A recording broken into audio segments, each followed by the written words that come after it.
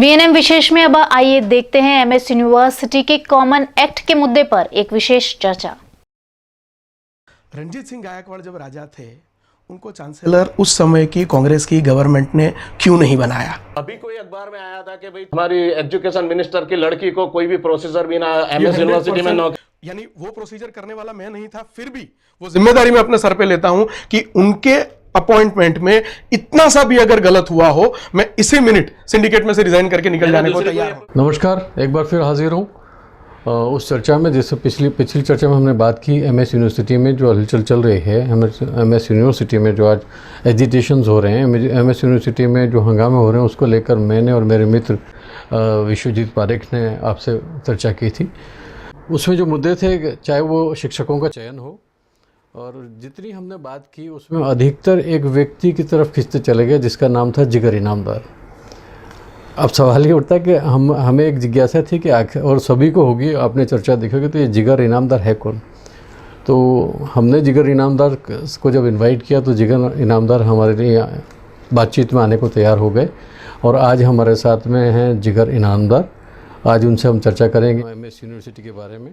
और सबसे पहले जो मैं उनसे बात करूंगा वो है हमारा जो मुख्य मुद्दा है वो हाई एजुकेशन काउंसिल एक्ट का है, यानी उच्च शिक्षण विधेयक क्या है एग्जैक्टली, वो हम पूछेंगे जिगर इनामदार से। फिर और भी कुछ खट्टे मीठे सवाल होंगे जो हमारी तरफ से मेरे साथ मित्र हैं विश्वजीत पारेख, वो इसमें इस चर्चा में उनसे पूछ सकेंगे। सबसे पहले तो आप दोनों का स्वागत है वीएनएम स्टूडियो में। जिगर भाई, आप सबसे पहले ये बताइए कि ये हायर एजुकेशन काउंसिल एक्ट क्या है? 1987 में जब केंद्र में कांग्रेस की गवर्नमेंट थी, तब उन्होंने ये सजेस्ट किया था, उनके मानव संसाधन विकास मंत्रालय ने, कि सभी राज्यों की अपनी एक हायर एजुकेशन काउंसिल होनी चाहिए। उसके बाद वो प्रोसेस चलता रहा। अब तक गुजरात आने से पहले 29 राज्यों में हायर एजुकेशन काउंसिल बन चुकी है। केंद्रीय मानव संसाधन विकास मंत्रालय के निर्देश अनुसार 29 राज्य ने ये काउंसिल बना दी है। गुजरात को 6 बार रिमाइंडर भेजे गए थे, गुजरात ने वो काम शुरू नहीं किया था। फाइनली 2013 में फिर एक बार जब कांग्रेस की सरकार थी, कांग्रेस की सरकार के केंद्रीय मानव संसाधन विकास मंत्रालय ने ड्राफ्ट तैयार करके गुजरात को भेजा और कहा कि अगर इस ड्राफ्ट के अनुसार आपने अगर मानो ये हायर एजुकेशन काउंसिल का निर्माण नहीं किया तो आपकी ग्रांट्स रोक दी जाएगी। उसको भी 2-3 साल उसमें भी लग गए। फाइनली ये 31 मार्च से पहले अगर गुजरात की विधानसभा हायर एजुकेशन काउंसिल का ड्राफ्ट बना के पारित नहीं करती तो केंद्र में से आने वाली सभी ग्रांट रुक जाने वाली थी। इसका लिखित प्रूफ था और इसीलिए उस हायर एजुकेशन काउंसिल के ड्राफ्ट को पारित किया गया है। ये विधेयक पारित हो गया, तो अभी इसका जो विरोध हो रहा है उसका रीज़न क्या है वो हम विश्वजीत पारेख से पूछेंगे। पारेख साहब, आप बताइए कि ये विधेयक आने से नुकसान क्या है? पिछली चर्चा में आपने कहा था कि अगर एमएस यूनिवर्सिटी की स्वायत्तता ख़त्म हो जाएगी और ये कॉमन एक्ट नहीं आना चाहिए, तो उसके पीछे क्या रीज़न थे? बिल्कुल बात सही है कि जैसे अभी जिगर भाई ने बताया कि कांग्रेस सरकार ने ये किया था। कांग्रेस जब सेंट्रल में थी तब एक कोशिश ऐसी थी उनकी कि भाई एजुकेशन सिस्टम पूरी एक साथ में पूरे स्टेट के जिम्मेदारी बन सकती है, क्योंकि अभी क्या है कि पूरी यूनिवर्सिटी ग्रांट कमीशन के पास जाता है। लेकिन उसमें जो भी ऑटोनॉमस यूनिवर्सिटी है, जो भी स्वायत्त यूनिवर्सिटी है, वो यूनिवर्सिटी को ये एक्ट में बिल्कुल कवर नहीं करना, ऐसी एक बहुत क्लैरिफिकेशन के साथ एक गाइडलाइन यूनिवर्सिटी ग्रांट कमीशन की है। लेकिन जो गुजरात राज्य उच्च शिक्षण विधेयक जो बनाया गया है, वो विधेयक जो एक कॉमन एक्ट बिल आज से 5-6 साल पहले गुजरात में लाया गए थे, वही कॉमन एक्ट बिल की ये कॉपी है। जैसे कि मैंने पढ़ा है और मुझे जानकारी है कि ये बिल बनाने में जो कमेटी बनाई गई थी उसमें गुजरात यूनिवर्सिटी के वाइस चांसलर रह चुके एयू पटेल साहब, आई थिंक वो चेयर कर रहे थे। दुख की बात यह है कि एयू पटेल साहब ने गुजरात यूनिवर्सिटी में जब भी एडमिनिस्ट्रेशन किया है, ही वॉज क्वाइट फेल्योर। मैं आज भी बता सकता हूँ, और अभी ये जिगर भाई को हम पूछेंगे भी कि जब वो वाइस चांसलर थे, क्या तब कोई सेनेट और सिंडिकेट गुजरात यूनिवर्सिटी में थी? अच्छा, हाँ। दूसरी ये कमेटी बनी, उसमें महाराजा सयाजीराव यूनिवर्सिटी जो गुजरात की एक ही ऑटोनॉमस यूनिवर्सिटी है, उनके कितने हमारे प्राध्यापकों को इन्वॉल्व किया गया था ये कमेटी में। सवाल ये है कि जिसको मालूम नहीं है कि ये ऑटोनॉमस बॉडी, ये ऑटोनॉमस यूनिवर्सिटी का एक यूनिवर्सिटी एक्ट है, वो यूनिवर्सिटी एक्ट के मुताबिक यही यूनिवर्सिटी तो वही संचालन होगी। जिगर भाई को मुझे मेरा सवाल ये है कि ये ऑटोनॉमस बचाने के लिए आप लोग, क्योंकि आप बहुत वफादार सिंडिकेट सभ्य हो, आपके साथ पूरी कहीं अच्छे अध्यापक भी जुड़े हुए होंगे, कभी वो लोग को इसमें इन्वॉल्व करने का कोशिश किया है आपने? जिगर भाई से सवाल का जवाब दें उससे पहले थोड़ा सा परिचय दे दूं। जिगर इनामदार MSU में ABVP के छात्र नेता रहे हैं और RSS जनसंघ और BJP की विचारधारा के प्रबल समर्थक हैं। जिगर भाई, आप विश्वजीत भाई ने आपसे एक सवाल किया कि क्या हमारा इन्वॉल्वमेंट पहले से है, वॉटेवर, उसका जवाब क्या देना चाहिए? जवाब दूँ उससे पहले मैं इतना स्पष्ट करना चाहता हूँ कि महाराजा सयाजीराव यूनिवर्सिटी, उसकी स्वायत्तता, उसका यूनिक स्ट्रक्चर, ये बना रहना चाहिए। उसमें विश्वजीत भाई बड़े भाई हैं, जैसे आप बड़े भाई हैं, जितने वो स्पष्ट हैं, जितने वो फर्म है, उतना ही मैं हूं, और उतने ही हम सबसे जुड़े हुए बड़ौदा के सभी लोग हैं। महाराजा सयाजीराव विश्वविद्यालय और उसका यूनिक स्ट्रक्चर, ये पूरे वडोदरा की प्रजा के स्वाभिमान का विषय है। और कहीं पे भी अगर वडोदरा की महाराजा सयाजीराव यूनिवर्सिटी के स्वायत्त स्ट्रक्चर पे हमला होने की बात आएगी तो उसमें कहीं पे कोई पार्टी नहीं रहेगी। उसमें बड़ौदा का एक एक व्यक्ति एक साथ मिलके जिससे भी लड़ना होगा, जिस सरकार ने मुझे नॉमिनेट किया है, अगर वहां से भी कोई गलती करने का प्रयास हुआ तो उस सरकार के सामने लड़ने के लिए भी मैं तैयार हूँ। लेकिन कैसे होगा? जो विधेयक आ गया उसमें साफ साफ लिखा है कि सारी यूनिवर्सिटी। मैं आपसे यही स्पष्ट करना चाहता हूँ कि ये विधेयक का जो पूरा बिल है, बिल नंबर 27 2016, 29 क्लॉज है। 29 क्लॉज में से एक भी क्लॉज ऐसा नहीं है जहां पे MS यूनिवर्सिटी के स्वायत्त स्ट्रक्चर पे किसी भी प्रकार का हमला हो। और जब ये विधेयक आया, हमको पता चला, इस विधेयक का हमने पूरा स्टडी किया, और जिस AU पटेल सर की आदरणीय विश्वजीत भाई ने बात करी, मैं व्यक्तिगत रूप से उनसे जाके मिला हूं। उनको अगले सप्ताह में हम बड़ौदा बुला रहे हैं और इसके ऊपर ओपन डिबेट करने के लिए हम तैयार हैं। अगर हम में कुछ पाप होता, हमारे मन में हम कुछ गलत करना चाहते तो हम ओपन डिबेट की बात नहीं करते। हमने उनको यहाँ पे बुलाया है। गलत करना नहीं चाह रहे हैं जिगर भाई, लेकिन गलत यानी अब आप देखिए कि अगर ये कॉमन एक्ट आता है तो उसके मुखिया तो CM होंगे। कॉमन एक्ट है ही नहीं, ये कॉमन एक्ट नहीं है, ये सिर्फ और सिर्फ एक मार्गदर्शक काउंसिल है। इनको रिकमेंडेशन के सिवा और कोई अधिकार गुजरात हायर एजुकेशन काउंसिल को है ही नहीं। चलिए, जो कोर्सेज चलेंगे वो तो सभी में, जैसे मान लीजिए जो भावनगर यूनिवर्सिटी में चल रहा है वही चीज यहाँ होगी। ऐसा बिल्कुल नहीं है। ये इसके पीछे का देखिए, ये कांग्रेस की गवर्नमेंट ने सजेस्ट किया था, फिर भी मैं वो हिम्मत करूंगा कहने की कि उन्होंने ये एक अच्छा विचार किया है। कांग्रेस हो, साम्यवादी हो, कोई भी पक्ष का कोई भी व्यक्ति हो, अगर अच्छा काम करता है उसको अप्रिशिएट करना चाहिए। मैं अप्रिशिएट करता हूं कि शिक्षण में समानता लाने के एक हेतु से ये एक प्रयास किया जा रहा है, जिसमें सिर्फ और सिर्फ मार्गदर्शन देने की बात है। कहीं पे भी ऑथोरिटेरियन वे में डायरेक्टिव देने की कहीं पे बात ही नहीं है। एक क्लॉज ऐसा नहीं है 29 में से। मैं 29 के 29 क्लॉज को एक से ज़्यादा बार पढ़ चुका हूं और मैं समझना चाहता हूं। मैंने जब मेरे पास पूरा ड्राफ्ट आया, मैंने पूरे मीडिया में, पूरे यूनिवर्सिटी के मुख्य लोगों में इस ड्राफ्ट को ओपन किया कि मेरे पास ड्राफ्ट है, जो भी स्टडी करना चाहते हैं मुझे ईमेल आईडी दे। मुझे 350 से ज़्यादा लोगों ने ईमेल आईडी भेजे। मैंने 350 लोगों को ईमेल किया है, और जिनके ऊपर मुझे श्रद्धा है, ऐसे 5-7 प्रोफेसर्स, एक्स वाइस चांसलर्स, उनको मैंने ये ड्राफ्ट की कॉपी भेजी और उनको कहा कि इसमें क्या गलत हो रहा है, क्योंकि ये तो एक बिल है, बिल पास हुआ है, अभी राज्यपाल साहब की साइन नहीं हुई है। ये होने के बाद इसके एग्जीक्यूशन में नियम बनेंगे और उसके बाद इसका अमल शुरू होगा। अगर कुछ गलती रहती है तो उस नियमों में उस चीज को सुधार लिया जाए। इसलिए वी आर कंप्लीटली ओपन। मैं आपके माध्यम से, वीएनएम के माध्यम से पूरे बड़ौदा के नगरजनों, शिक्षणविदों को ये रिक्वेस्ट करना चाहता हूं कि पूरे इस ड्राफ्ट में जहां कहीं पे भी गलती हो रही है बताइए। मैं सरकार का नियुक्त मेंबर हूं, सरकार के साथ बात करने का मेरा अधिकार भी है और मेरी जिम्मेदारी भी है। मैं जाऊंगा, मैं बात करूंगा, मैं कहूंगा कि ये गलती हो रही है, इसको सुधार रहना चाहिए, पर मुझे कोई समझाए कि इसमें गलती कहां हो रही है। चलो, हम दोनों के सीनियर ऐसे विश्वजीत पारेख हमारे बीच में है, तो शायद वो यूनिवर्सिटी को उन्होंने बहुत नज़दीक से देखा है, और जब आप छात्र संघ के या छात्र नेता थे उस वक्त भी वो रिपोर्टिंग किया है उन्होंने। विश्वजीत भाई, जो जिगर भाई कह रहे हैं तो उसको आप कैसे लेते हैं? आप भी ऐसे हम पिछली बार बात कर रहे थे, ये मूवमेंट शुरू हुई थी, जिगर भाई ने एक बहुत बढ़िया बताया कि अगर हमारे में पाप होता तो।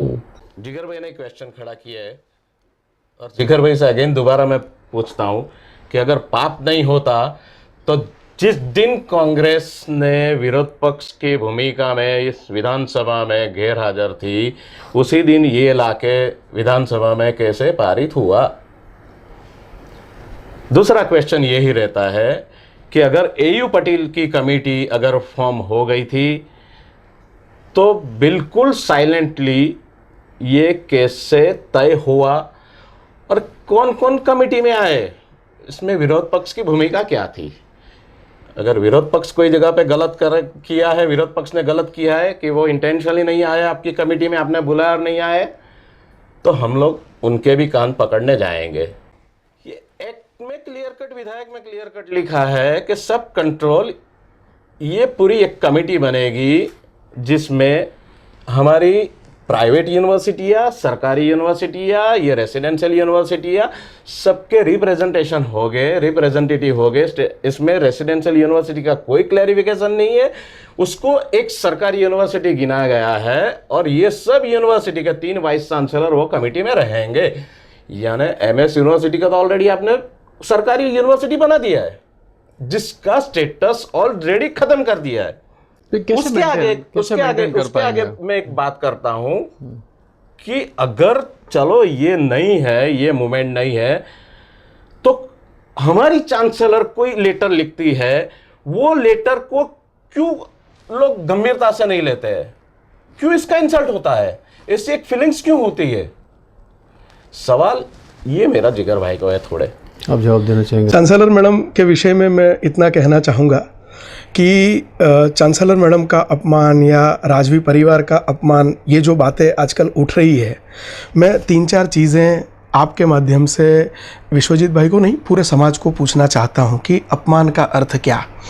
यानी 1987 में जब महाराजा फतेह सिंह राव जी का निधन हुआ, एमएस यूनिवर्सिटी एक्ट 1949 में चांसलर की अपॉइंटमेंट के रेफरेंस में ऐसा लिखा गया था इन 1949 कि the member of the royal family shell be the chancellor of the university.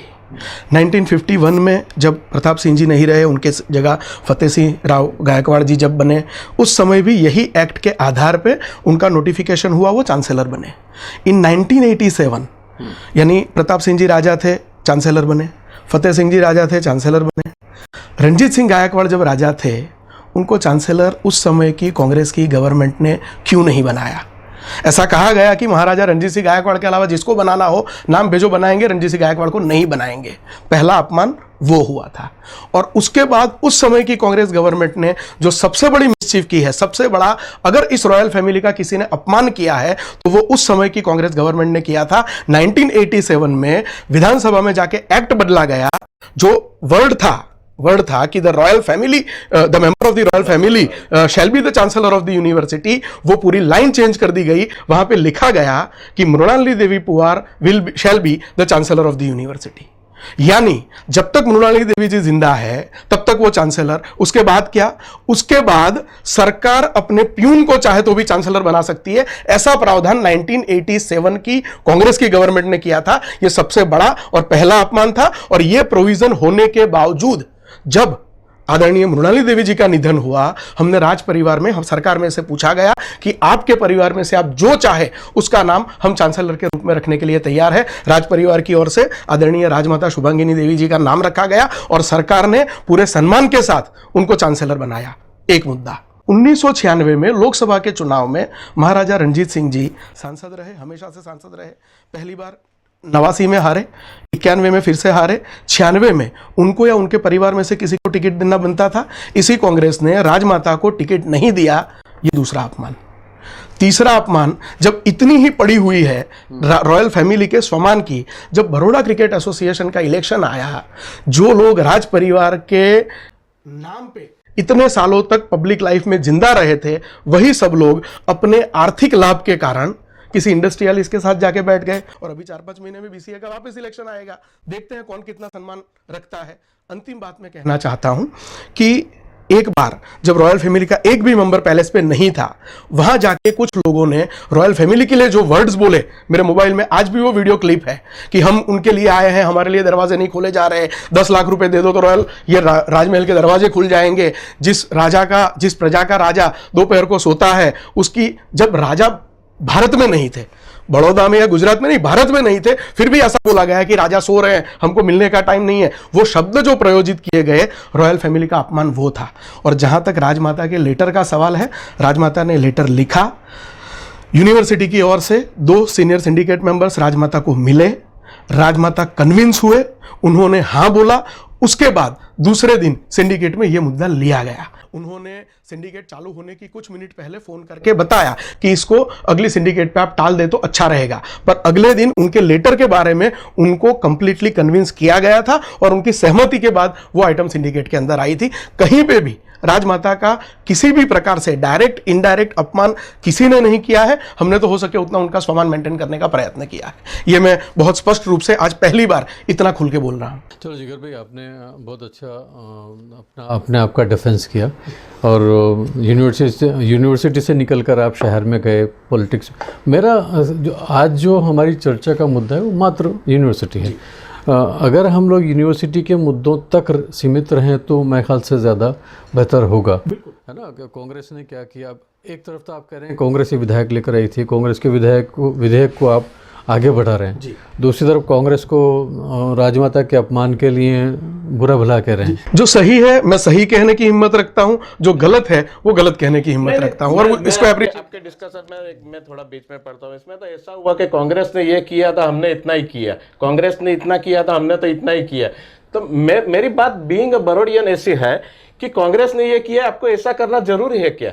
नहीं, हमने गलत कहा, क्या किया बताइए ना, ये अपमान है ही नहीं। मेरा कहने का मतलब ये स्ट्रेट वे आपको यही है कि आप चांसलर की बात करते हो कि चांसलर के विधायक बदला था, आप भी ऐसा बोलते हो बार बार कि भाई हमारे वजह से ये चांसलर जी टिके हुए हैं। यहाँ आप लोगों के भी ऐसे कहीं बीजेपी के, मैं तो बीजेपी के नाम जोक बोलता हूं कि आपके बीजेपी के कहीं लोग ऐसे हैं जो, क्योंकि अभी मैं पार्टी पॉलिटिक्स में इसलिए नहीं जाता हूं क्योंकि मैं पहले भी बोल चुका हूं कि जिस दिन अमर सिंह चौधरी चीफ मिनिस्टर थे, उनका लड़का ने जब गलत किया था तो यही गवर्नमेंट नॉमिनी एक सिंडिकेट मेंबर ने उनका लड़का का काम गलत हुआ है और उसको बाहर लाया था। मैं उनके स्पिरिट को अप्रिशिएट करता हूं। ये स्पिरिट अभी क्यों नहीं रही है? मुझे ऐसा लगता है कि रही है। आज भी हम वही स्पिरिट से काम कर रहे हैं। अगर किसी ने कुछ गलत किया, चांसलर बड़े हैं आपके दिमाग में या आपकी एजुकेशन मिनिस्टर बड़ी है? आज मेरा क्वेश्चन स्ट्रेट वे आपको वही है। हमारे लिए चांसलर की जगह पे बड़ी है, एजुकेशन मिनिस्टर की जगह पर बड़ी है। आप अगर पूछे कि आपके लिए एक मौसी अच्छी है, दूसरी मौसी अच्छी, हमारे लिए दोनों मौसी है और यूनिवर्सिटी हमारी माँ है। यानी मौसी को जो भी गलत काम है वो करवाना है आपको? नहीं, उनका कोई भी गलत काम होगा तो उनको मुंह पे मना करने की हिम्मत हम रखते हैं। अभी कोई अखबार में आया था कि भाई हमारी एजुकेशन मिनिस्टर की लड़की को कोई भी प्रोसीजर भी ना, एमएस यूनिवर्सिटी में नौकरी। 100% फॉल्स एलिगेशन है, कंप्लीट प्रोसीजर हुआ है। और हाँ, मैं बोल रहा हूँ कि इसलिए आपको पूछ रहा हूँ, मैं इसीलिए कह रहा हूँ क्योंकि आप सिंडिकेट में बैठे हो, आप विदाउट आईटीआई करने की भी जरूरत नहीं है। उनकी अपॉइंटमेंट के जो पेपर्स आपको चाहिए, मैं वो पेपर्स देने के लिए तैयार हूं। और कहीं पे भी, यानी वो प्रोसीजर करने वाला मैं नहीं था, फिर भी वो जिम्मेदारी मैं अपने सर पे लेता हूं कि उनके अपॉइंटमेंट में इतना सा भी अगर गलत हुआ हो, मैं इसी मिनट सिंडिकेट में से रिजाइन करके निकल जाने को तैयार हूं। कोई अपॉइंटमेंट में कुछ गलत नहीं हुआ है। यूनिवर्सिटी की एक भी अपॉइंटमेंट में कुछ भी गलत हुआ हो, आप मुझे बताइए, मैं व्यक्तिगत रूप से मेरे ऊपर जिम्मेदारी लेने के लिए तैयार हूं। हालांकि मैं अपॉइंटमेंट का पार्ट नहीं हूं, I am member of the syndicate, but syndicate pass करती है अपॉइंटमेंट, इसलिए वो मेरी भी जिम्मेदारी बनती है। आप बताइए, मैं खुली चर्चा करने के लिए तैयार हूं। चलो अभी इस चर्चा को थोड़ा सा नया मोड़ दें। मैंने अभी तक जितना स्टडी किया एमएसयू का, तो मुद्दा पूरा घूम के आई पंड्या पर चला जाता है। तो मैं ये कह रहा हूँ कि शायद आपकी जो विचारधारा है या बीजेपी के प्रबल समर्थक, विचारधारा के प्रबल समर्थक हैं, तो आई पंड्या से आपका डायरेक्ट द्वेष हो सकता है, लेकिन बहुत से दूसरे अध्यापक गण भी इसका विरोध कर रहे हैं। तो क्या सब कांग्रेस से रिलेटेड है? देखिए, पहले तो एक सवाल का जवाब दें कि ये कांग्रेस भाजपा की लड़ाई है यूनिवर्सिटी में या सिद्धांतों की लड़ाई है? लड़ाई हमेशा सिद्धांतों की ही होनी चाहिए। ऐसा तो लग नहीं रहा है सर। मैं ऐसा मानता हूँ। देखिए, आप मानते हैं, लेकिन आपके मानने से तो संसार नहीं चलेगा सर। मैं उसके जस्टिफिकेशन में आपको कुछ बताना चाहता हूँ। ये यूनिवर्सिटी का 274 एकड़ का कैंपस, 274 एकड़ का कैंपस, इस कैंपस में जब हम दाखिल होते हैं तो मैं किस विचारधारा का हूँ, वो विचारधारा को मैं कैंपस के गेट के बाहर छोड़ के जाता हूँ। और इसके प्रमाण में मैं स्पष्ट रूप से कहना चाहता हूं। देखिए, प्रोफेसर एएस पठान इंस्ट्रूमेंट के हेड हैं, हमारे टाइम में, हमारे रिजीम में हेड बने हैं। प्रोफेसर लाजवंती छतानी, जिन्होंने एक से ज्यादा बार गवर्नमेंट का, यूनिवर्सिटी एडमिनिस्ट्रेशन का, कहीं पे भी उनको गलती लगी होगी, खुल के विरोध किया है। आज वो पॉलिटिकल साइंस यानी आप ये मानते हैं कि एमएस यूनिवर्सिटी में राजनीति नहीं हो रही है? 100% नहीं हो रही है। आई पंड्या साहब पूरी दुनिया को ये दिखाने के लिए निकले हैं कि उनके साथ अन्याय हुआ। मेरा निवेदन ये है कि एक बार पंड्या साहब इतना भी बोले कि पिछले 5 साल और 4 महीने से मैं इस डिपार्टमेंट का हेड था। एमएस यूनिवर्सिटी के हेड ऑफ द डिपार्टमेंट की टर्म सिर्फ 5 साल की होती है। रेगुलर हेड 5 साल रह सकते हैं, ऑफिशिएटिंग इंचार्ज कितने भी साल रहते होंगे। आई पंड्या साहब 5 साल और 4 महीने से हेड थे। अगर उनके साथ हमें पॉलिटिकली रिवेंज लेना होता तो हम बनाते ही नहीं, बनाया होता तो 1 साल में निकाल देते। क्या आई पंड्या 5 साल और 4 महीने हेड रहे जी, क्यों आपने ऑफिशिएटिंग चालू रखा? क्योंकि आपके पास तो उस टाइम कोई विकल्प नहीं था, तो उसको ऑफिशिएटिंग क्यों रखा? और जैसा आपके पास विकल्प आ गया तो उसको क्यों किक आउट किया? 2 ही क्वेश्चन मेरा है आपको। आई पंड्या साहब का फैकल्टी ऑफ टेक्नोलॉजी में और पूरी यूनिवर्सिटी में जिस प्रकार का खौफ रहा है, लोग जिस प्रकार से उनसे डरते हैं, उनके हेड होने के बाद पिछले 3 सालों में एक भी एचओडी की मीटिंग नहीं हो पाई है, क्योंकि एक भी एचओडी मीटिंग में आने के लिए तैयार नहीं है। उनको चिंता यह है कि हम जाएंगे, ये आदमी कब कौन सी गाली गलौज कर देगा, क्या बोल देगा, पता नहीं। कोई हेड मीटिंग में आने के लिए तैयार नहीं है। और उनके ही डिपार्टमेंट के सभी टीचर्स ने, मैं लेटर मेरे पास लेके आया हूं, लिख के दिया है कि इनकी डिक्टेटरशिप से, इनके वे ऑफ वर्किंग से we are completely tired and we humbly request university to remove this person.